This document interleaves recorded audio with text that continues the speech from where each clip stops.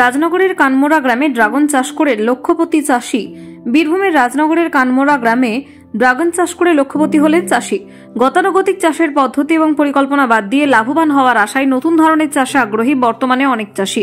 এইরকমই প্রথাগত চাষের বাইরে ড্রাগন ফল চাষ করে লাভের দিশা দেখাচ্ছেন রাজনগরের ভবানীপুর অঞ্চলের কানমোড়া গ্রামের চাষি মান্নান খান। রাজনগর এলাকা বরাবরই খরাপ্রবণ এলাকা এবং সেচ ব্যবস্থা ভালো না থাকায় চাষবাস খুব একটা ভালো হয় না। তবুও এলাকার চাষিরা ধান চাষের উপরেই ভরসা করে থাকেন, কিন্তু তাতে খুব একটা লাভের মুখ দেখা যায় না। তাই প্রথাগত চাষের পদ্ধতি বাদ দিয়ে ড্রাগন চাষের পরিকল্পনা করেন মান্নান খান। তিনি বছর চারেক আগেই তার বসতবাড়ির সামনে প্রায় 5 একর জায়গা ড্রাগন চাষ করার সিদ্ধান্ত নেন।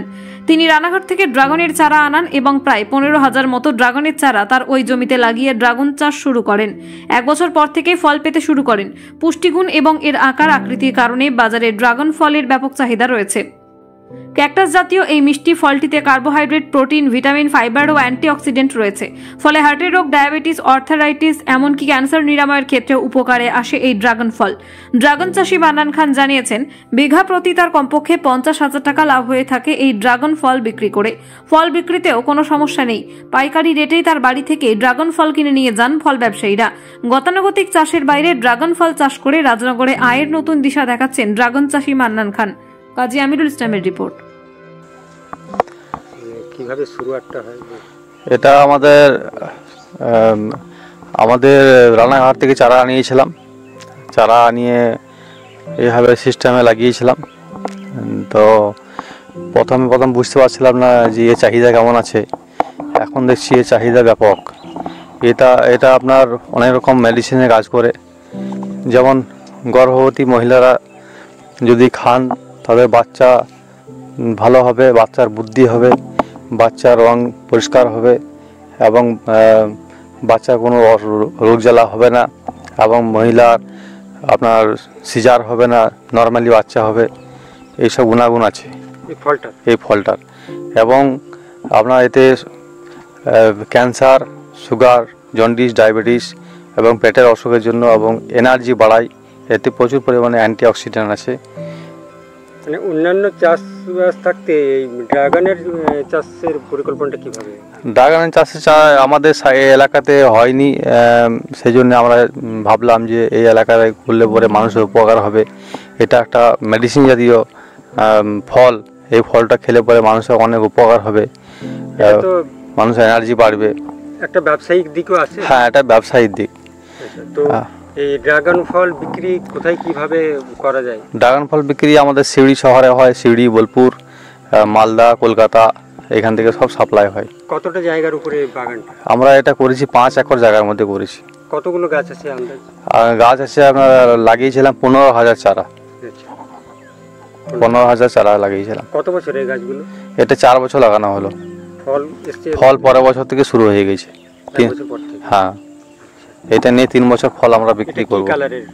এটা হচ্ছে আপনার পিঙ্ক কালারের, হ্যাঁ, লাল, রেড। একবারে বছরে মোটামুটি কতগুলো করে ফল আসে গাছে? একটা গাছে প্রথম আসছিল আপনার 2 কেজি, 4 কেজি, 5 কেজি। এখন আপনার 20 কেজি আপে আসবে। যেরকম আগের বছর 15 কেজি এসেছিল, এবছর একটা গাছে যত বেশি দিন যাবে। কতগুলো আছে? মোট গাছ আছে 15,000 চারা আছে। 15,000 চারা। হ্যাঁ, একসঙ্গে এতগুলো ড্রাগন ফল বিক্রি হয়? একসঙ্গে বিক্রি হয়। হ্যাঁ, ওগুলো সব পাইকারি রেটে নিয়ে যাই। এমনি আমাদের এখানকার বাজারে ড্রাগন ফলগুলো কি হিসাবে বিক্রি হয়? কিলো হিসাবে না পিস? সব কিলো হিসাবে। কিলো কত? আমাদের এখানে আমরা পাইকারি 200 টাকা কেজি বিক্রি করি। 200-250 টাকা।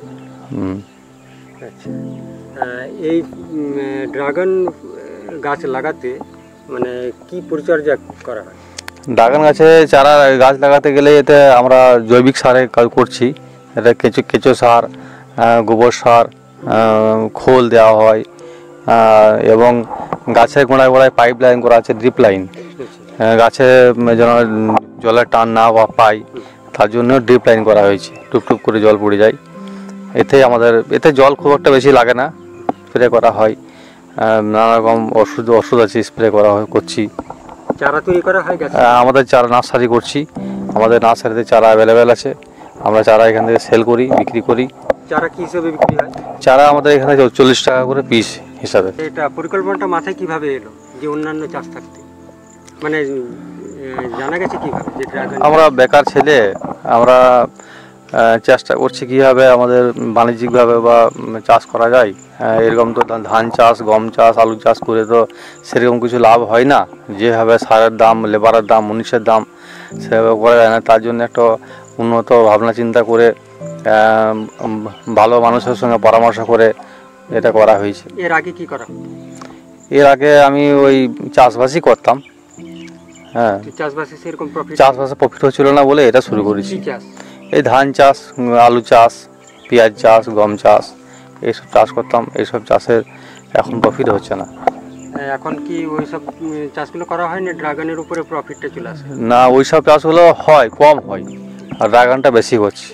কতটা এরিয়ার মধ্যে আছে এটা 5 একর জমির মধ্যে করা হয়েছে। তোমার নাম? আমার নাম মান্নান খান, ভবানীপুর পঞ্চায়েতের কানমোড়া গ্রাম।